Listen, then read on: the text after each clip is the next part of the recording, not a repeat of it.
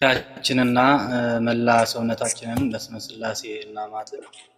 በስመ አብ ወወልድ ወመንፈስ ቅዱስ አህዱ አምላክ አሜን። በላይ በቅዱሳን መላእክት በምድር በሰው ልጆች አንደበት ዘወትር ቅዱስ ቅዱስ ቅዱስ አሸናፊ እግዚአብሔር ተብለ የምትመሰገን ገናናው አባታችን ፈጣሪያችን እግዚአብሔር ሆይ፣ ጠባቂያችን እግዚአብሔር ሆይ፣ ከሁሉም አስቀድመን ምስጋናና ክብር አምልኮትና ወዳሴ ላንተ ይሁን።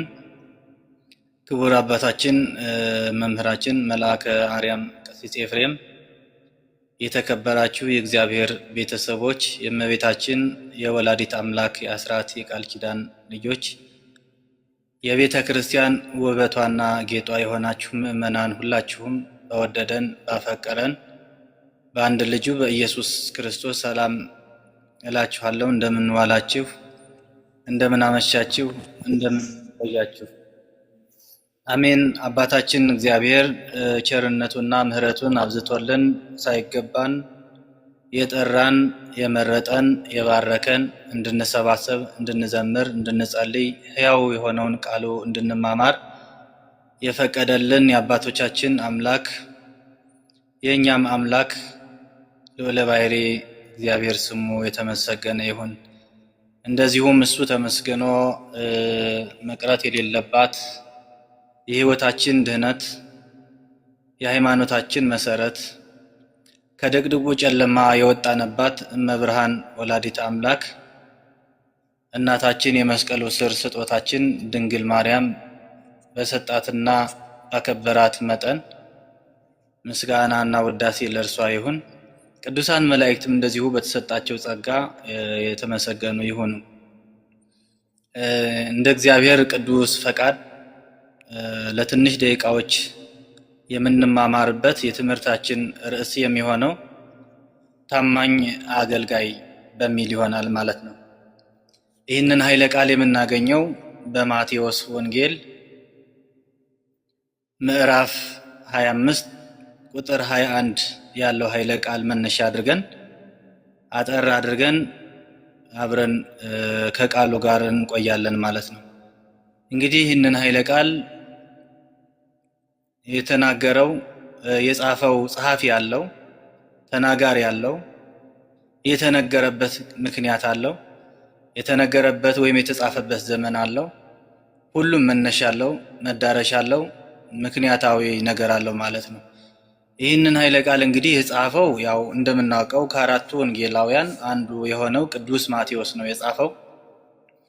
የተናገረው ደግሞ ጌታችንና አምላካችን መድኃኒታችን ኢየሱስ ክርስቶስ በዘመነ ስጋዌው የተናገረው ኃይለ ቃል ነው ማለት ነው። የተነገረው ደግሞ ለጊዜው ለዛ ታማኝ አገልጋይ ለተባለው ለአንድ ታማኝ አገልጋይ ወይም ደግሞ በእምነቱ በሃይማኖቱ በተደረገለት አድርግ ተብሎ በተሰጠው ሁኔታ ጸንቶ ለቆየ አገልጋይ የተነገረ ነው ማለት ነው። ፍጻሜው ግን ለእኔና ለእናንተ የተነገረ ኃይለ ቃል ነው። ለምን እንግዲህ ምክንያት አለው ሲጻፍ። አባቶቻችን ሲጽፉት፣ አባቶቻችን ሲያስተምሩን ሲነግሩን ያለ ምክንያት ምንም አይጽፉም አይናገሩም። እና ፍጻሜው እንግዲህ እኔና እናንተ ታማኝ አገልጋይ ነን ወይ? ታማኝ አገልጋይ ማን ነው? ታማኝ አገልጋይ የሚለው እንግዲህ በብዙዎቻችን አይምሮ ላይ የሚያቃጭለው ካህን ሊመስለን ይችላል፣ ዲያቆን ሊመስለን ይችላል፣ ሊቀ ጳጳስ ሊመስለን ይችላል። አዎ ለነሱም ጭምር ነው። ነገር ግን ለነሱ ብቻ ነው ወይ የሚለው ደግሞ ማየት ተገቢ ነው ማለት ነው። ስለዚህ ይህንን ኃይለ ቃል ለሁላችንም የተነገረ ኃይለ ቃል ነው ማለት ነው። በዚሁ በማቴዎስ ወንጌል ምዕራፍ 25 ቁጥር 14 ጀምረን ስናነብ ወቦ ለዘወሃቦ 5 መክሊተ ወቦ ለዘወሃቦ 2 መክሊተ ወቦ ለዘወሃቦ 1 መክሊተ ይላል። 5 መክሊት የተሰጠው አለ፣ 2 መክሊት የተሰጠው አለ፣ 1 መክሊት የተሰጠው አለ እያለ ይነግረናል ማለት ነው። እንግዲህ በዚሁ ላይ በማቴዎስ 25:14 ላይ ስለምን ተነገረ ካል ስለ ሶስቱ አገልጋዮች ለሶስቱ አገልጋዮች የተነገረ ኃይለ ቃል ነው ማለት ነው።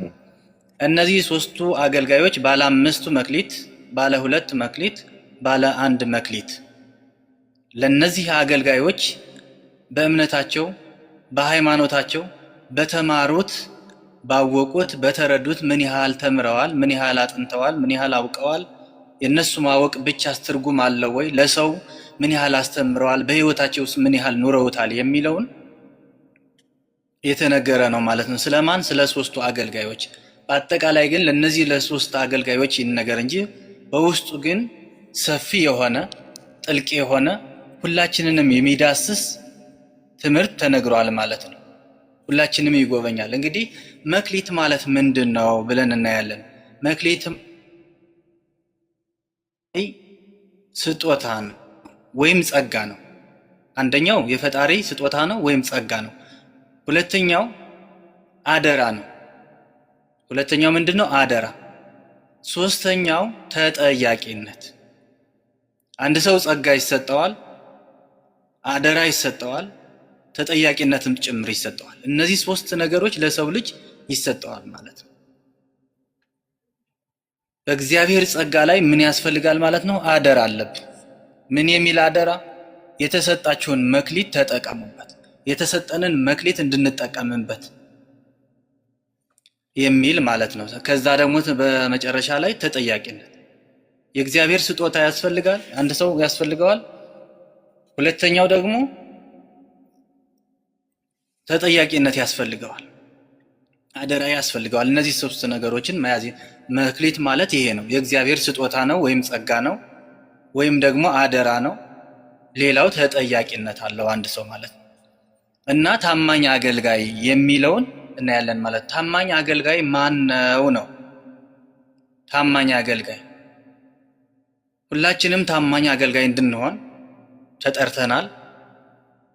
በአገልግሎታችን ግን በተሰጠን ጸጋ ግን ምን ያህል እያገለገልን ነው?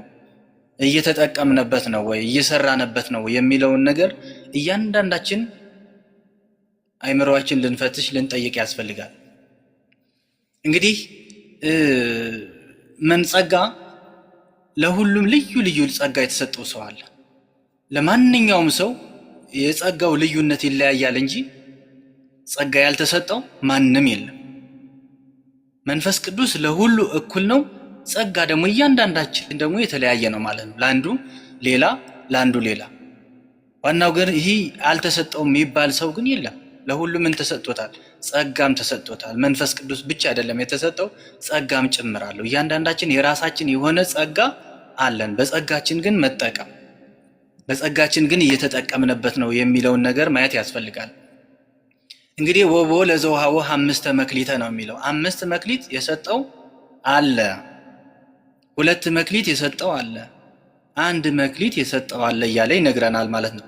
እንግዲህ ባለ 2 መክሊት አባቶቻችን በትርጓሜው ላይ እንዳስቀመጡት ባለ 5 መክሊት የተባለው ቅዱስ ሙሴ ነው ይላል።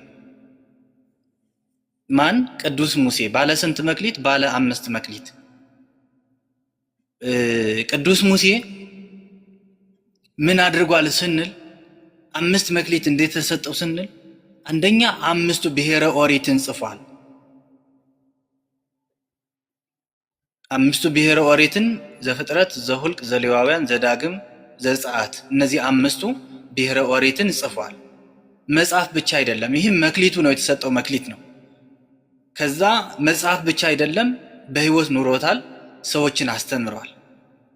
አንድ ሰው ጸሐፊ ብቻ ሊሆን ይችላል፣ በውስጡ የእግዚአብሔር ጸጋ ያልተጻፈበት፣ በህሊናው በአእምሮ የእግዚአብሔር ፍቅር ያላደረበት፣ ዕውቀት ስላለው ብቻ የሚጽፍ ሰው ሊኖር ይችላል። ለሌላው ለትውልዱ ግን ያ የተጻፈው የእግዚአብሔር ቃል ግን እንዲማሩበት ያደርጋል ማለት ነው። ሙሴ ግን ጽፎ ለሰዎች ብቻ አይደለም የሰጠው፣ ራሱን በህይወት ኖረበት፣ ተምሮ ሰዎችንም አስተማረ ማለት ነው። ሙሴ ስንት ነበረው? 5 መጻሕፍት ነበሩ። 5ቱ መጻሕፍትን ጽፏል። በተጨማሪ ደግሞ 5ቱ አዕማደ ምስጢራትን፣ ምስጢረ ሥላሴ፣ ምስጢረ ሥጋዌ፣ ምስጢረ ጥምቀት፣ ምስጢረ ቁርባን፣ ምስጢረ ትንሣኤ ሙታን እነዚህ ነገሮችን ምን አድርጓል ማለት ነው? ተምሮ አስተምሯቸዋል። ተምሮ አስተምሯቸዋል። ስለዚህ ባለ 5 መክሊት ባለ 5 ጸጋ የተባለው ቅዱስ ሙሴ ነው ይላሉ አባቶቻችን ማለት ነው። እንግዲህ ሌላው ከራሳችንም እንኳን ስናይ እያንዳንዱ ሰው አሁን የተሰጠው እንትን አለ አይደለ? ጸጋ፣ ልዩ ልዩ ጸጋ አለ። በተሰጠን ጸጋ ግን ምን ያህል እያገለገልንበት? ለምሳሌ ሌላው ሰው አይን አለው፣ 5 ህዋሳት አሉት፣ የስሜት ህዋሳት ማለት ነው። አይን አለው ለማየት፣ ጆሮ አለው ለመስማት፣ አፍንጫ አለው ለማሽተት፣ እጅ አለው ለመዳሰስ፣ ጆሮ አለው ለመስማት፣ አፍ አለው ለመናገር። እነዚህ 5 ህዋሳትን በሰው ልጆች ምን ብለዋል? ተሰጥተዋል ማለት ነው። በእነዚህ 5 ህዋሳትም እኛ መጠቀም አለብን። አይናችን መልካሙን የሆነውን ነገር አይቶ መልካሙን የሆነውን ነገር እንዲቀረጽብን ማድረግ፣ አንደበታችንም የተሰጠን ምላሳችንም የተሰጠችን መልካሙን ነገር ሁሉ እንድንጽፍ፣ መልካሙን ነገር ሁሉ እንድንናገር፣ ለክፉ ነገር ግን ምን አላለም? አልተፈቀደም።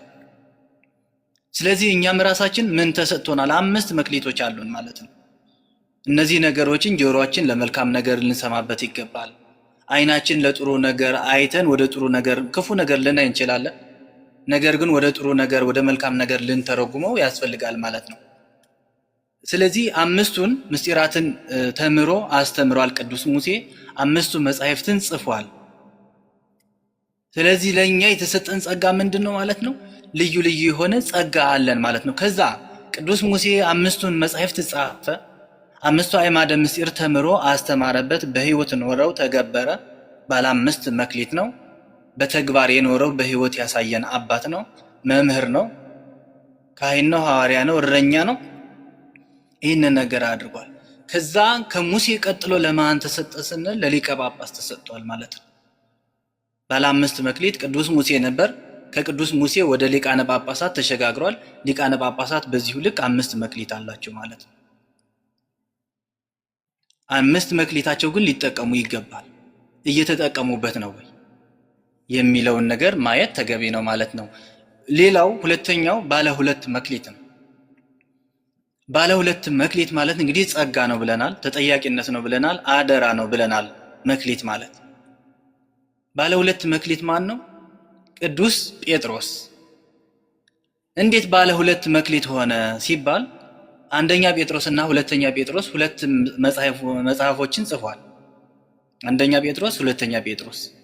ከዛ መጽሐፍ ብቻ አይደለም፣ ልክ እንደ ቅዱስ ሙሴ ያ የተማረውን፣ ያ ያወቀውን፣ ያ የተረዳውን ለሰዎች አስተምሯል፣ አስረድቷል፣ አሳውቋል፣ በተግባር ኑሮበታል ማለት ነው። ሌላው ቅዱስ ጴጥሮስ ፍቅረ እግዚአብሔርና ፍቅረ ቢጽን ለሰዎችን አስተምሯል። ምን ብሏል? ፍቅረ እግዚአብሔርና ፍቅረ ቢጽን። ትልቁ ወሳኙ የወንጌልም ቃል ሐዲስ ኪዳንም ብሉይ ኪዳንም አጠቃሎ የያዘው ትልቁ ቃል ፍቅረ እግዚአብሔር ፍቅረ ቢጽ፣ የሰው መውደድና የእግዚአብሔር መውደድ የሚለውን ነገር ያስተምረናል ማለት ነው። ሌላው በተጨማሪ ቅዱስ ጴጥሮስ ሃይማኖት አለው። ሃይማኖት ብቻ አይደለም ምግባርም ጭምር ነበር። ሃይማኖት ያለ ምግባር፣ ምግባር ያለ ሃይማኖት የሞተች ናት። 2 ነገሮች አንድ ሰው ምን ያስፈልገዋል? ሃይማኖት ካለው የመጀመሪያው ሃይማኖት ነው። ከዛ ምግባር ሊኖረው ይገባል። ካልሆነ ግን ከስጋ የተለየ ነፍስ የሞተ እንደሆነ አንድ ሰው ምግባር የሌለው እምነት ደግሞ ሃይማኖት ደግሞ የሞተ እንደሆነ ሲያስተምር ምን ብሏል ቅዱስ ጴጥሮስ? ፍቅረ እግዚአብሔርና ፍቅረ ቢጽ ሊኖራችሁ ይገባል። ከዛ ደግሞ ምግባርና ሃይማኖት እምነትን ሊኖራችሁ ይገባል እያለ ሲያስተምረን እነዚህ ነገሮችን አንድ ሰው ሁላችንም ሊኖረን ይገባል። የራሳችን የሆነ መክሊት ሊኖረን ይገባል። ያለንም ደግሞ ልንጠቀምበት ይገባል። ሌላው ቅዱስ ጴጥሮስ ሐዲሳትና ብሉያትን አስተምሯል። እንግዲህ ሁሉ ቅዱሳት መጻሕፍት፣ ገድላት፣ ድርሳናት፣ ተአምራት፣ ሌሎችም መጻሕፍት የሚገለጹት በማን ነው? የሚተረኩት በማን ነው? አባታቸው ማን ነው? ቅዱስ መጽሐፍ ቅዱስ ነው። ስለዚህ መጽሐፍ ቅዱስ ማለት ደግሞ ብሉይ ኪዳንና ሐዲስ ኪዳን። ብሉይ ኪዳን ማለት ያረጀ የቆየ ውል ስምምነት ማለት ነው። ሐዲስ ኪዳን ማለት ደግሞ አዲስ ውል፣ አዲስ ስምምነት፣ አዲስ ቃል መስማማት ማለት ነው። ስለዚህ ሐዲስ ኪዳንና ብሉይ ኪዳን እነዚህ ሁለቱን የተማረ ያስተማረ መምህር አባት ነበር ማለት ነው። ስለዚህ እነዚህ ነገሮችን መያዝ፣ መማር፣ ማወቅ እንደሚኖርብን ወለዘወሃቦ 5 መክሊተ እንግዲህ ምንድነው 5 መክሊት የተሰጠው አለ። ሶስቱ አገልጋዮች ስለ ሶስቱ አገልጋዮች ብለናል። 5 መክሊት የተሰጠው አለ። ያ ባለ 5 መክሊት 5ን ጨምሮ አትርፎ እንዳመጣ፣ ባለ 2 መክሊት ደግሞ 2ን ጨምሮ 4 አድርጎ እንዳመጣ፣ ባለ 1 መክሊት ደግሞ መጨረሻ ላይ እናያቸው ለነዚህ በአጠቃላይ አትርፎ ያላመጣ ደግሞ አንድ ይለዋል ማለት ነው። ስለዚህ ምንድነው ሶስተኛው ባለ 1 መክሊት ነው።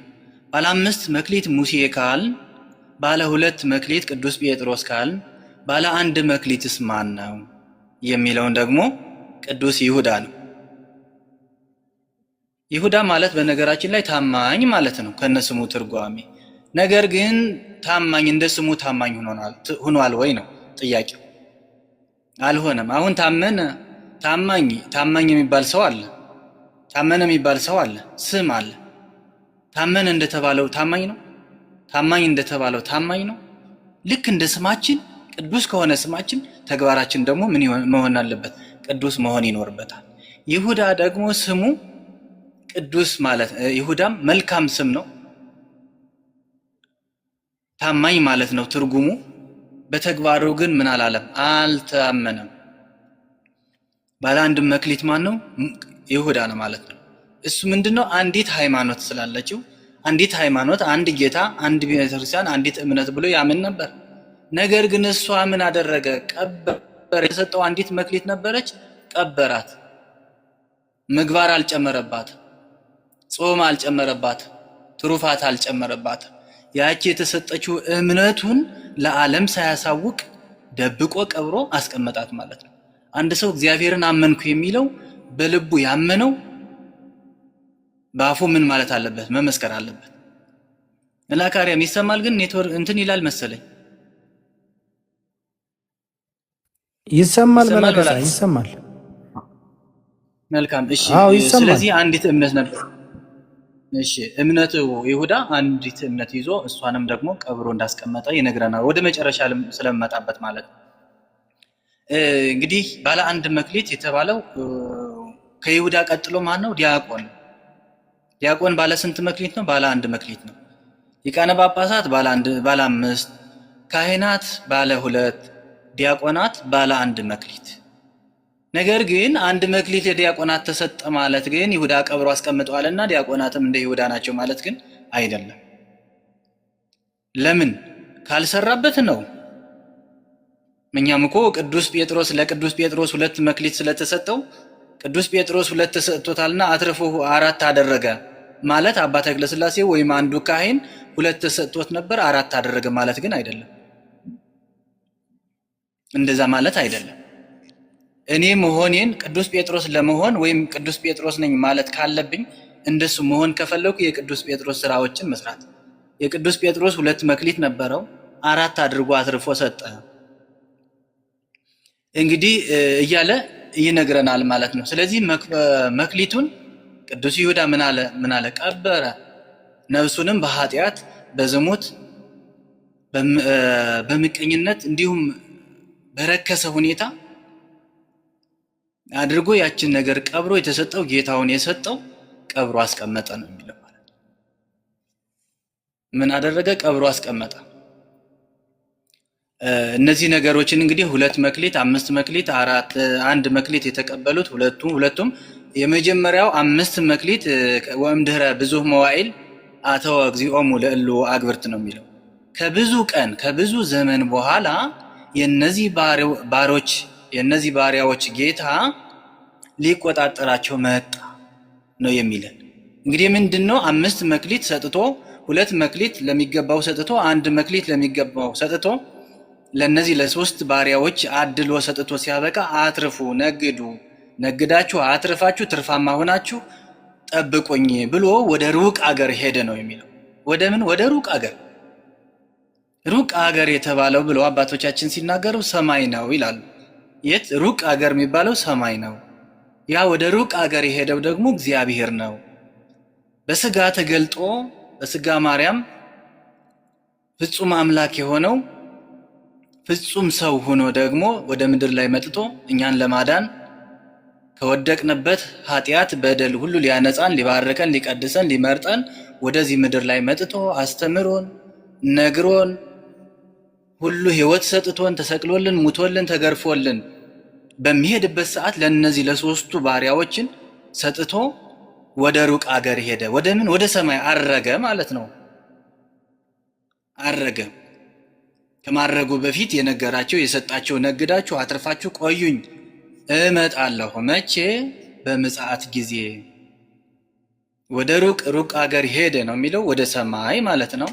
ማን ነው? ክርስቶስ ነው። ነግሯቸው አትርፉ፣ ነግዱ፣ ትርፋማ ሆናችሁ ጠብቁ ብሎ ሰጥቷቸው ሄደ።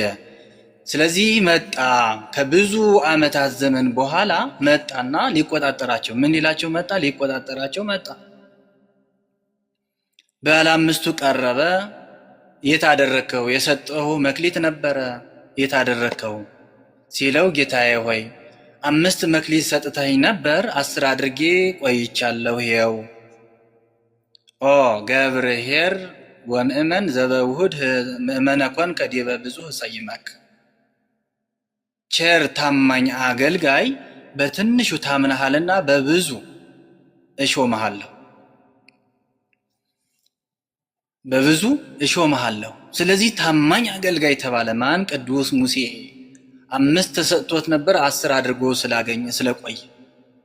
እንደዚሁ በተመሳሳይ ባለ ሁለቱ ቀረበና ሲጠየቅ ጌታዬ ሆይ 2 መክሊት ሰጥተኸኝ ነበር፣ 2 ጨምሬ 4 አድርጌ ቆይቻለሁ፣ ይኸው ብሎ ሰጠው። አሁንም ኦ ገብርኄር ወምእመን ዘበውሁድ ምእመነ ኮንከ ዲበ ብዙኅ እሰይመከ። ታማኝ ቸር አገልጋይ በጥቂት ታምነሃልና በብዙ ሾምሃለሁ። አያችሁ፣ በጥቂት የታመነ በብዙ ይሾማል። በጥቂት ያልታመነ ደግሞ በብዙ ሊሾም አይችልም። ያለንን መክሊት ካወጣን ከገለጥ ነው ሌላ ተጨማሪ ይሰጠናል ማለት ነው። ያንኑንም ማንጠቀምበት ከሆነ ግን እንኳን ሌላ ሊጨመርልን ያለውን ሁሉ ይወሰድብናል ማለት ነው። ስለዚህ ወደ ይሁዳ ቀረበ። አሁን ወደ 3ኛው መክሊት ባለ 1 መክሊት ቀረበና ጌታው እንግዲህ የሰጣቸው ወደ ሩቅ አገር ከመሄዱ በፊት የሰጣቸው ሊቆጣጠራቸው ነው የመጣው።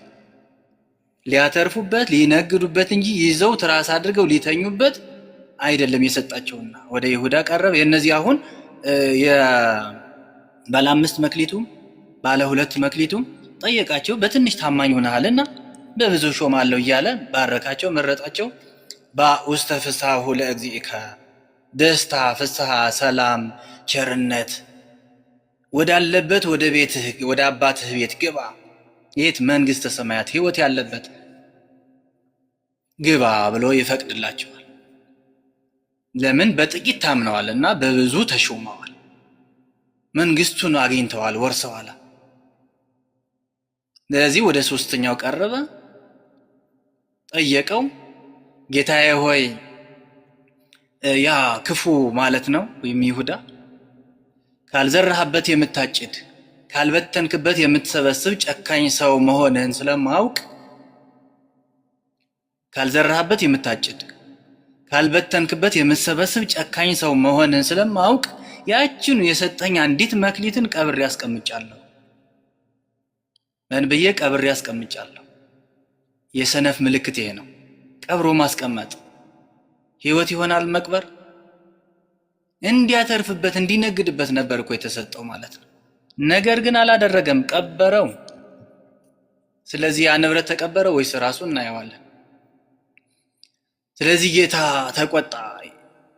የነዚህ ባሪያዎች ጌታ እንዲነግዱ እንዲያተርፉ ውጤታማ እንዲሆኑ የሰጣቸው ጌታ ሊቆጣጠራቸው ነው የመጣውና አንተ ክፉ ሐኬተኛ ባሪያ፣ ክፉ ጨካኝ ሐኬተኛ ባሪያ፣ እኔ ካልዘራሁበት የማጭድ ካልበተንኩበት የምሰበስብ ሰው መሆኔን ጌታ መሆኔን በምን አወቅ?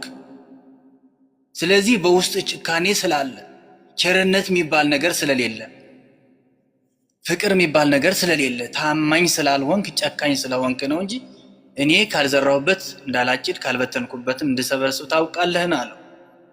ስለዚህ መክሊቱን ውሰዱና 10 መክሊት ላለው ስጡት አለ። በዚህ ነው ወንጌል አሁን ብዙን ጊዜ ሰምታችሁ ታውቃላችሁና ምንማረው ነው ሁልጊዜ የመስማት የመማር የማድመጥ ችግር የለብንም፣ የማንበብ ችግር የለብንም፣ የመተግበር ችግር ነው ያለብን። አንድ መክሊት ያለው ባለ አንድ መክሊት ውሰዱና ከዚህ ክፉ ጨካኝ ክፉ ባሪያ ውሰዱና ላለው ለባለ 5 መክሊት ጨምሩለት፣ ንጠቁት፣ ባዶ ይቅር፣ ከነዛች አንዲቱንም አያስፈልገውም፣ ይሄ ክፉ ነው ብሎ ነገራቸው። ከአንዱ ከይሁዳ መክሊቱ ተነጥቆ ለቅዱስ ሙሴ ተሰጠ፣ ወይም ደግሞ ለባለ 5 መክሊት ተሰጠ ማለት ላለው ይጨመርለታል ማለት ይሄ ነው። ሰው የተሰጠውን ጸጋ ከእግዚአብሔር የተሰጠኝ ለኔ ይሄ ነው፣ ባልተሰጠኝ ነገር መፈለግ የለብኝም ብሎ ካመነ በተሰጠው ብቻ የሚሰራ ከሆነ ያችኑ ትባረካለች፣ ያችኑ ትበዛለታለች። ዋናው የተሰጠውን በዛ አነሰ ሳይሆን አምኖ በዛ ነገር መስራት መቀበል ነው የሚኖርበት ማለት ነው። ይህንን ካላደረገ ግን ካለው ይወሰድለታል፣ ላለው ምን ይላል? ይጨመርለታል። እንደ ባለ 5ቱ መክሊት እንዲጨመርልን በያዝነው እምነት፣ በያዝነው ሃይማኖት፣ በያዝነው ምግባር፣ በተሰጠን ጸጋ አምነን ልንቀበል ይገባል። እንዲጨመርልን ማለት ነው። እንዳይጨመርልን ከፈለግን እንደ ይሁዳ ቀብሮ ማስቀመጥ ይቻላል። ካህኑ፣ መነኩሴው፣ ጳጳሱ፣ ዲያቆኑ፣ ምዕመኑም እያንዳንዳችን ምን አለን? መክሊት አለ። ያ መክሊታችንን እንጠቀምበት። እንዴት እየተጠቀምንበት ነው? ወይስ ይጨመርልናል ወይስ እንደ ይሁዳ ይወሰድብናል? እዚህ ነው ትልቁ። አሁን በዚህ ዘመን መቼም ይጨመርለታል ብዬ ማስበው ካህን፣ አባት፣ ዲያቆን፣ ምዕመን አለ ብዬ አላስብም። ጥቂቶች፣ ሙሉ አይደለም፣ ጥቂቶች ሊኖሩ ይችላሉ። ነገር ግን የምናስተምረው ሌላ እኮ ነው፣ የምንኖረው ሌላ ነው። የተሰጠን መክሊት ሌላ ነው፣ እኛ የምናደርገው ሌላ ነው። ስለዚህ እያንዳንዳችን ምን ማድረግ እንዳለብን የተሰጠን ጸጋ እንዳለ አምነን መቀበል፣ በዛ ላይ መቆም፣ በዛ ላይ መጽናት፣ በዛ ላይ መማር ማስተማር እንዳለብን ይነግረናል ማለት ነው። እንግዲህ ባለ 5 መክሊት የተባለው ባለብዙ ጸጋ ተብሎ ይተረጎማል። ባለ 2 መክሊት የተባለው በመጠኑ ባለ ጸጋ ይባላል። ባለ 1 መክሊት ደግሞ ፍጹም ድሃ ተብሎ ይጠራል። ለምን? አንዲት ተሰጣው ነበር፣ ተወሰደችበት፣ ፍጹም ድሃ ነዋ። ፍጹም ድሃ እንዳንሆን መክሊታችን እንዳይወሰድብን የተሰጠን መክሊት መጠቀም ይኖርብናል።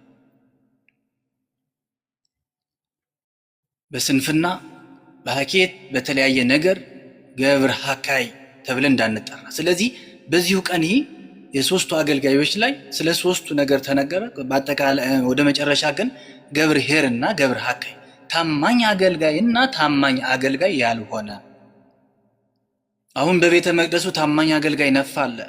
ታማኝ ያልሆነ አገልጋይ ለባዕድ ለጠላት አሳልፎ የሚሰጥ የሚሸጥ ነጋጅ፣ የሚሸቅጥ የሚለውጥ፣ ቤተ መቅደሱን በገንዘብ በብር በሙስና የሸጠ የቤተ መቅደሱ ወንበዴ ነጋዴ ደግሞ ነፋለ። መቼም እውነት አይደበቅ አለ። ብዙ ነጋዴ አለ ታማኝ ያልሆነ፣ ለቤተ መቅደሱ ታማኝ ያልሆነ፣ ለእግዚአብሔር ታማኝ ያልሆነ፣ ለስጋው ደግሞ ታማኝ ያልሆነ፣ እንዲያውም ለዓለሙ ለአሕዛብ ሁሉ ስጋው ደግሞ በመቅረጽ ቤተ መቅደሱ ታቦቱን በመቅረጽ ለአሕዛብ አውጥቶ በመስጠት በአሕዛብ እጅ ታቦት እየወጣ እየታየ ያለው ይሄ ታቦታችሁ ነው እያሉ የሚያሳዩን ማን ሰጣችሁ መሰላችሁ? እነሱ መጥተው አንስተውት ነው ካሜራ? እነሱ ነው የወሰዱት? አይደለም። እኛው ራሳችን ካሜራ እናነሳለን፣ ለጌጥም ለአንዳንድ ለክብር ምናምን መስሎ እናነሳለን፣ አሳልፈን እንሰጣለን። ከአንዱ ወደ አንዱ እየተባዛ ይሄዳል፣ ከአሕዛብ እጅ ይደርሳል። ቤተ ክርስቲያን የሚፈትናት ማን ነው? ራሳችን። ቤተ ክርስቲያን አሁን እየተፈተነች ያለችው የውጭ ጠላት ምንም ሊያጠቃን አይችልም። እውነታው ስነግራችሁ መቼም አጥቅቷትም አያውቅም፣ ሊያጠቃትም አይችልም። የራሷ ጠላት የራሷ ልጆቿ ግን ከራሷ የራሷ ጦት እየጠቡ እየበሉ ግን ሊያጠቋት ይችላሉ። ጥንቃቄ ካላደረግን፣ ቆም ብለን ካላሰብን። አዎ ይህንን ነገር ልናስብበት ቆም ብለን ልናየው ይገባል ማለት ነው። ባለ 5 መክሊት እንግዲህ የተባለው ቅዱስ ሙሴ ወይም ደግሞ የተሰጣቸው አባቶቻችን ፍጹም ትምህርት ተምሮ ባለ አምስቱ መክሊት ፍጹም ትምህርት ተምሮ አስተምሮ ራሱን አስመስሎ ያወጣ ያ ምን ይባላል? ባለ አምስት መክሊት ይባላል። ተምሮ እኮ ነው፣ ፍጹም ትምህርት ይማራል። ያ ፍጹም ትምህርት የተማረው ደግሞ ማስተማር፣ አስተምሮ ማስተማር፣ መማር ብቻ አይደለም፣ ማስተማር ብቻም አይደለም፣ ራሱን አስመስሎ ሰው ሊያወጣ ይገባል። አሁን ራሴን አስመስየን የሰዎችን ካላስተማርኩ የነጠላ ለባሽ፣ የቀሚስ አጥላቂ፣ የቆብ ደርዳሪ፣ የካባ ለባሽ ብቻ ከሆን እታች ያሉት ልጆቻችን እኛን የሚማሩ እኛ ሀገር ያሉት የሚያዩን የሚመለከቱን እኛን ሆነው ሊወጡ አይችሉም። ስለዚህ እኔ ካስተማርኩ አንድ ሰው ራሴን አስመስዬ ማውጣት አለብኝ። ራሴ ሌባ ሁኜ መቼም ልጄ ጤነኛ ሆኖ ሊወጣ አይችልም። ራሴ ተሳዳቢ ሁኜ፣ ራሴ አስቀያሚ ሁኜ የኔ ልጅ ደግሞ ከኔ ስር ያሉት የሚማሩት ደግሞ በዛ ልክ ደግሞ ደግ ሊሆኑ አይችሉም። ፍጹም ትምህርት ተምሮ ያ ፍጹም ትምህርትን አስተምሮ ራሱን አስመስሎ ማውጣት። ባለ ሁለቱም እንደዚሁ። ለምሳሌ ፍጹም ትምህርት ተምረው እነማን ብንል ፍጹም ትምህርት ተምረው ራሳቸውን አስመስለው ያወጡ ቅዱስ ጴጥሮስን ማየት ይቻላል። ቅዱስ ጴጥሮስ ቀለሚንጦስን እንዳወጣ የቅዱስ ጴጥሮስ ደቀ መዝሙር ቀለሚንጦስ ነው። ሌላኛው ቁጥር 2 ጴጥሮስ ማለት ቀለሚንጦስ ብለን መናገር እንችላለን። ቀለሚንጦስ ማለት ጴጥሮስ ነው፣ ጴጥሮስ ማለት ቀለሚንጦስ ነው። ለምን? ህይወታቸው፣ ትምህርታቸው፣ ሁሉም ነገር ምንም የሚቀየር ነገር የለም። ደቀ መዝሙር ሆኖ የእሱ ልጅ ሆኖ ተኮትኩቶ በጴጥሮስ ስር ቁጭ ብሎ ስለተማረ ራሱ ጴጥሮስ ነው ማለት ነው። የሚናገረውም እንደ ጴጥሮስ ነው፣ የሚኖረውም እንደ ጴጥሮስ ነው፣ ህይወቱም ሁሉ እንደ ጴጥሮስ ነው ማለት ነው። ሌላ ቅዱስ ጳውሎስ ጢሞቴዎስን እንዳፈራ እንደወለደ የመንፈስ ቅዱስ ልጅ ጢሞቴዎስ የማን? የጳውሎስ ልጅ። ጳውሎስ ብርቱ ነው፣ ጠንካራ ነው፣ መዶሻ ነው።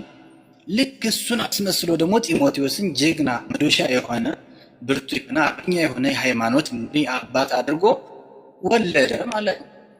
አሁንም አባቶች ካህናት ሆነን የመንፈስ ቅዱስ ልጆቻችን ራሳችን የተማርነውን ትምህርት እኛን አስመስለን መውለድ ማውጣት መኮትኮት አለብን። ደቀ መዛሙርት ካልሆነ ግን ቅዱስ አባት ሆኖ ርኩስ ልጅ ከሆነ ከተማረው እንዴት አወቀ፣ በምን ሄደ የሚለውን ነገር ያጠያይቃል።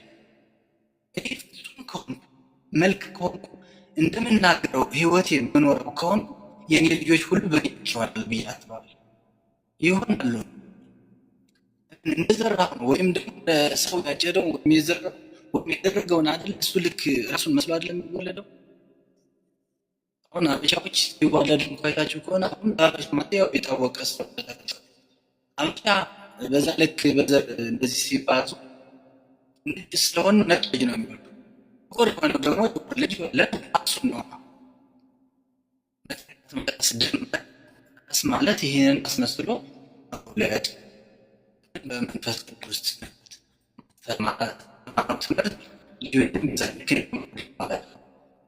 ይሁዳ ግን ተምሮ ነበር። ጥሪው እንደ ሐዋርያት ነበር። ከቅዱሳንም ጋር ነበር። ተክብሩ ግን እርቁ ትክክል ያልሆነ ህዝቡም ለታም ሙዳይ ጽዋት ያለበት ነበር። አሁንም እኮ ቅዱሳን አባቶቻችን መካከል ወዳጅ ይቀርቃል እንደ የምንገርበት መርኮታት አለ። አሁን ያፈራው ትውልድ ተገኘው ምን እንደ ቅዱሳን ተጠርተን እንደ ይሁዳ ግልባጭ ቅዱሳን ቅዱስ በሆነ ነገር እያገለገል ተባበዝነው ማለት ነው። እዚህ ሰው ሁሉ ምነው ታማኝ አገልጋይ ማን ነው ብለች ማን ነው? መቼም አንቺ እንተ እኔ አይደለም መቼ ነው መሆናችን ያምር ወደ ሩቅ ሀገር የሄደው ጌታ ወደ ሩቅ ሀገር ወይም ወደ ሰማይ የሄደው አምላክ ክርስቶስ ሲመጣ ይቆጣጠራል። የተነበረ ምን አድርጋችሁ ምን ሰራችሁ? ካህን አስተምር አስተምር አንተን አስመስለዳል። አዎን ከሆነ ነው፣ ካልሆነ ግን ከተጠየቅ በቅንነት የዲያቆናት አገልግሎት መላልክ አባቶችን ካህናትን መላልክ ካህናት ወደ ምኑ ከመመሉ ወደ ካህናት ዲያቆናት እንደመላክ የመላእክት አገልግሎት ምንድን ነው? ከእግዚአብሔር ወደ ሰዎች ከሰዎች ወደ እግዚአብሔር ከእግዚአብሔር ወደ ሰዎች ሰላም፣ ይቅርታ፣ ፍቅር፣ አንድነት ወደ ሰው መጣ ደግሞ እግዚአብሔር ደግሞ ጸሎታችን፣ ስግደታችን፣ ምስጋናችን፣ አምልኮታችን ጠያቂ ወደ እግዚአብሔር ምን ይላሉ? ያቀርባሉ። ዲያቆናት ምእመኑ ወደ ምእመኑ ህዝቡን ያገለግላሉ። ምእመናኑ እኛን ደግሞ ወደ ቅድስት መጠት ደግሞ ሐኪም እንደ በትልቁ የተሰጠው ምስት ይበልጣል፣ ባለ ሁለት ይበልጣል ማለት አይደለም። ምንድን ነው ጸጋችን ሁላችንም በብልጠናል ምን ያየች ነው ተራ ጸጋ ሁልማ ግን አትቀም ባለ ተጠቅ አራት አደረገ በአምስቱ ከአምስቱ 10 ለምን አልሞላም ብሎ አልተከራከረም። መክሊትና አገልግሎት ሻበዛይ ማልሻታለ መክሊትና አገልግሎት 5 መክሊት እንግዲህ ለኤጲስቆጶሳት ወይም ለካህናት ለጳጳሳት ብለናል። 2 መክሊት ለዲያቆን ለካህናት የተሰጠ ነው። 1 መክሊት ደግሞ ለዲያቆን የተሰጠ ነው። ከዲያቆንም ታገር ደግሞ ለምእመናን የተሰጣችሁ መክሊት አለ። እሱ ምን እናየዋለን። ምን አለ? መክሊት አለ። አቤት ለካህናት ዛሬ ወንጌል እኮ ካህናትን ነው ጳጳሳትን አጥረገረገልኝ ወዩላችሁ አለልኝ እኮ ሐኬተኛ ባሪያ ያልታመንክ በጥቂት ያልታመንክ በብዙ አልሾምህም አላቸው። ይህ ወንጌል ጨፈጨፋቸው ስንል እንስተዋላለን። ነገር ግን እኛ ብቻ ነው ወይ የገሰጸን ያለው? እናንተም እያንዳንዳችንም ለምን እኛ ብቻ እንዳንል እናንተስ መክሊት የላችሁ? ምእመናን ማለት ነው አለን። እያንዳንዳችን መክሊት የተሰጠን አለ። ስለዚህ ስጦታ እንግዲህ ስጦታው ሰጪ እግዚአብሔር ነው። እኛ ደግሞ የስጦታው ምንድነን? ተቀባዮች ባለሀብቱ እግዚአብሔር ነው። እኛ ደግሞ ባለ አደራዎች ነን። አደራ ተጥሎብናል። 5 መክሊት 2 መክሊት 1 መክሊት ተሰጥቶናል። በመክሊታችን እንጠቀም።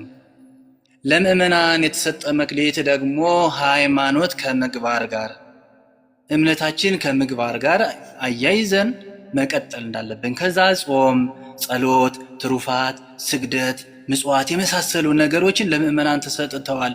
በእነዚህ ነገር ልንጠቀም ይገባል። አንድ ክርስቲያን ሆኖ ሃይማኖት አለኝ ካለ ምግባር ሊኖረው ይገባል። ከዛ ሲቀጥል ደግሞ አስቀዳሽ፣ ቀዳሽ፣ አመስጋኝ፣ ጸሎተኛ፣ ምጽዋተኛ፣ በጎ አድራጊ፣ ቅዱስ ሥጋው የሚቀበል ክቡር ደሙን የሚቀበል እግዚአብሔርን የሚያገለግል መሆን ይኖርበታል። ይህ የምእመን መክሊት ነው። ግዴታ ቤተ መቅደስ ገብቶ ማገልገል አይደለም መክሊት። ግዴታ ወንጌል መስበክ አይደለም መክሊት። ግዴታ ቅዳሴ መቀደስ አይደለም መክሊት።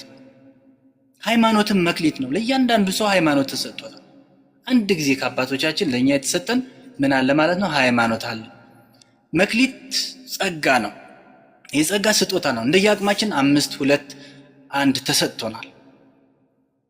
ከዛ ታማኝነትና ትጋት ሊኖርን ይገባል። ታማኝነትና ትጋት፣ ፍርሃትና ስንፍና የተሞላበት አለ አይደል? አሁን ፍርሃትና ስንፍና የተሞላበት ነው። በዚህ በታማኝ አገልጋይ ላይ በነገራችን ላይ ያው ታማኝና ትጋትን 5 2 የተሰጣቸው እነዚህ ታማኝ ሆነዋል፣ ትጉዎች ናቸው። ፍርሃትና ስንፍና ደግሞ ከማን ላይ አይተናል? በይሁዳ ላይ ፈራ፣ ጨካኝ ነው። ብነጠቅስ አሁን ለምሳሌ አንዲት ሃይማኖት አንዲት መክሊት ተሰጠው። አሁን መናፍቃን ጋር ቀርቤ ሄጄ ባስተምር፣ በመክራቸው፣ በገስጻቸው፣ ብንከራከር ቢያሸነፉኝስ? ብዋረድስ? ብትወሰደብኝ ይቺ ነገር፣ ስለዚህ ደብቄ ቀብሬ መቆየት አለብኝ ብሎ መፍጨርጨር ሲገባው የቻለውን መንገድ መሄድ መጓዝ ሲኖርበት፣ ነገር ግን ደብቆ አስቀምጦ በዛ ልክ ምን አለበት ማለት ነው? ፍርሃትና ስንፍና አለ በውስጡ በይሁዳ ታይቷል። ወይም ባለ አንዱ መክሊት ሰነፍ ነው። ከዛ ላይ ደግሞ ፍርሃትም አለበት ማለት ነው። ፈሪ መሆን አያስፈልግም። ሰነፍ መሆን አያስፈልግም። በተሰጠን ጸጋ ተፍጨርጭረን ሰርተን ጥረን ግረን ደክመን ወጥተን ምጽዋት ሰጥተን በተሰጠን ጸጋ ሁሉ እግዚአብሔርን ልናገለግል ይገባናል። ይህንን ነገር ካደረግን እንደ ባለ አምስት መክሊት እንደ ባለ ሁለት መክሊት ካደረግን ታማኝ አገልጋይ ማለት ይሄ ሰው ነው ማለት ነው። አሁን አይደለሽም፣ አሁን አይደለህም፣ አሁን አይደለሁም። ታማኝ መሆኔ የሚረጋገጠው ነገር ነው። መቼ የዚሁ ጌታ ይህ መክሊት የሰጠን ጌታ ለእኔ የሰጠኝ መክሊት አለ። ያኔ ሲቆጣጠር ሲመጣ ካህና አንተ መነኩሴ ነህ። አሁን ለመነኩሴ የምትሰጠው መክሊት አለ። ያው እሱም በምንኩስና ህይወት ለምሳሌ እኔ ያው መነኩሴ ነህ። አዎ ምንኩስና ህይወት አስተካክልሃል። ምናኔህ ጥሩ ነበር። ለገዳማው ህይወት ተገዢ ነበር። የእንጦንስን ፈለግ መንገድ ተከትልሃል። ይህ መክሊት ነው። አደረግከው ወይ ነው። አላደረኩም ካልኩ ያኔ ዜሮ ነኝ ማለት ነው። እንግዲህ የምእመናን ምንድን ብለናል? ምግባርና ሃይማኖት ሊኖራችሁ ይገባል። ሃይማኖት በልብ ይዞ በበጎ ስራ መግለጽ፣ በልብ ያመኑትን ጌታ በአፍ መመስከር መናገር፣ በአደባባይ እኔ ጌታ ነኝ፣ እኔ እግዚአብሔር ነኝ፣ አንዲት ጥምቀት፣ አንዲት ሃይማኖት፣ አንድ ጌታ አለ ወልድ ዋሕድ ኢየሱስ ክርስቶስ ብሎ ማመን ለዚሁ ለምእመናን ለእያንዳንዳችንን ይጠይቃል ማለት ነው። ስለዚህ ለተመደባችሁበት አገልግሎት ታማኞች ሁኑ። ለተመደብንበት አገልግሎት ታማኝ እንሁን። በክህነት አገልግሎት የተመደባችሁ አባቶች በክህነት አገልግሎት የተመደብን አባቶች ለተመደብንበት አገልግሎት ታማኝ እንሁን። ለምናመልከው ለእግዚአብሔር ታማኝ እንሁን። ለቤተ መቅደሱ ክብር ታማኝ እንሁን። በአጠቃላይ ለመንፈሳዊ አገልግሎት ታማኝ እንሁን። በምንኩስና ህይወት ላለን መነኮሳት ላላችሁ መነኮሳት ለምንኩስናችሁ ታማኝ ለምንኩስናችን ታማኝ እንሁን። ለቆባችን ሚስት ታማኝ እንሁን። ቆባችን ሚስታችን ናት። ለዚች ለሚስታችን ለቆባችን ሚስት ታማኝ እንሁን። ቃል ለገባንለት ለዛ ለገዳም ታማኝ እንሁን። ገዳማዊ ህይወት ይኖረን። ቤትም ልንኖር እንችላለን። በሰማይም ሊኖር ይችላል፣ በምድርም ሊኖር ይችላል። በየትኛውም ቦታ ሰው ሊኖር ይችላል። ያ ያኗኗር ዘይቤ ነው፣ ሲስተም ነው። ዋናው ግን የተጠራበት ዓላማ አለ። በተጠራበት ዓላማ ለዛ ታማኝ መሆን፣ ለእንጦንስ ምንኩስና ለእንጦንስ ስርዓት ተገዢ መሆን ይኖርብናል። ህዝበ ክርስቲያኑን ዓለሙ ሁሉ ህዝቡን የምታገለግሉ በየመስሪያ ቤቱ ያላችሁ የመንግስት ሰራተኞች ለስራችሁ ታማኝ ሁኑ። ለህዝባችሁ ታማኝ ሁኑ። ለሀገራችሁ ታማኝ ሁኑ። ይህን ነገር ታማኝ ልንሆን ይገባል። ከዛ ታማኝ አገልጋይ እንባላለን ማለት ነው። አሁንም አልበቃም። ባለትዳር ሴቶች፣ ባለትዳር ወንዶች ለሚስቶቻችሁ ታማኝ ሁኑ። ሴቶችም ለባሎቻችሁ ታማኝ ሁኑ። ለልጆቻችሁም ታማኝ ሁኑ። ለጎረቤቶቻችሁም ታማኝ ሁኑ። ይሄ ታማኝ አገልጋይ ማለት ይሄ ነው። አንዲት ሚስት ለባሏ ታማኝ ከሆነች ታማኝ አገልጋይ ትባላለች። አንድ ወንድ ለሚስቱ ታማኝ ከሆነ ታማኝ አገልጋይ ይባላል። በእግዚአብሔር ዘንድ ይሄ ታማኝ አገልጋይ ይባላል ማለት ነው። ስለዚህ ታማኝ አገልጋይ ማለት ይሄ ነው ማለት ነው። ይህ ታማኝነት ስለጠፋ ነው በነገራችን ላይ ሰው ምንኖረውን እየኖርን ያለነው ምንሰራውን ነገር ምንናገረውን መተግበር ስላቃተን በተግባር መኖር ስላቃተን ነው ሀገርም ትርምስ ውስጥ እንድትገባ ያደረጋት፣ እርስ በርሳችን እንድንከፋፈል ያደረገን፣ አባትና ልጅ እንድንለያይ ያደረገን ታማኝነት ስለጠፋ፣ ታማኝ አገልጋይ ስለሌለን፣ እኛም በታማኝነት አልተገኘን። ስለዚህ ለምን አንሆንም? ምንድነው ያቃተን? ምን አይነት አዚም ነው የተጣለብን ብለን ራሳችን እያንዳንዳችን መፈተሽ ይኖርብናል። ቢያንስ አንድ ሰው ታማኝ ካልሆነ ዛሬ ነገ ታማኝ መሆኑ ይኖርብኛል። መቼም ሰው ሁሉ በየመንደሩ በየሰፈሩ አባ ምን ነክቷቸው ነው እኔ እኮ ታማኝ ነኝ፣ እኔ ለባሌ ታማኝ ነኝ፣ እኔ ለጎረቤት ታማኝ ነኝ፣ እኔ ለሀገር ታማኝ ነኝ የሚል ሰው ሊኖር ይችላል። አዎ በአንደበትህ ማንም ልትዋሽ ትችላለህ። ነገር ግን ህሊናህ ግን መዋሸት አይቻልም። ለህሊና አሳምነው ነው ዋናው ነገር። ታማኝ ነኝ አይደለሁም ከህሊና ጋር ተነጋገር። ከዛ ታማኝ መሆንህን ለህሊናን ካረጋገጥ መቼም ለህሊናው የሚዋሽ ሰው ሊኖር አይችልም። እኔ ታማኝ ነኝ ብሎ ህሊናውን ሊያሸንፍ ወይም ሊናገር አይችልም። ከህሊናው ጋር ማን እንደሆንኩ እኔ እኮ አውቃለሁ። አሁን ስናገር የምናገረው በቃ ወሬም ሊሆን ይችላል፣ ሽንገላም ሊሆን ይችላል፣ እውነት የሌለውም ነገር ሊሆን ይችላል። ግዴታ ስላለብኝ ማስተማር ስላለብኝ መቀደስ ስላለብኝ ማገልገል ስላለብኝ ላወራ እችላለሁ። ውስጤ ግን ከህሊና ጋር ባወራ ግን ይህ ሁሉ ማወራው እኖርበታለሁ ብዬ ካወራው ወደ ራሴ ከተመለስኩ ግን ይኸው ጥያቄው እዚህ ላይ ነው። ኖ ትንሽዬ ነገር ቢኖረኝ ነው እዚህ ውስጥ ላይ እና ታማኝ አገልጋይ ማለት ይሄ ነው ማለት ነው። በተሰጠን ጸጋ እያንዳንዳችን ልናገለግል ይገባል። ስድስተኛው ሳምንት ምንድነው? ገብር ኄር ታማኝ አገልጋይ። ገብር አገልጋይ ነው። ኄር ደግሞ ቸር ታማኝ አገልጋይ ተብለን እንድንጠራ በተግባር ልንኖርበት ይገባል። በዚህ ህይወት ልናስተምር ይገባል። ታማኝ አገልጋይ ልንሆን ይገባል። ለእግዚአብሔር ታማኝ ከሆን ለቤተ መቅደሱ ታማኝ ከሆንኩ ለእግዚአብሔር ታማኝ ነኝ። ሚስት ለባሏ ታማኝ ከሆነች ለእግዚአብሔር ታማኝ ናት። ባል ለሚስቱ ታማኝ ከሆነ ለእግዚአብሔር ታማኝ ነው። ታማኝ ማለት ከዚሁ ይጀምራል ማለት ነው። በዛ ባመንነው ነገር ልንታመንለትም ይገባል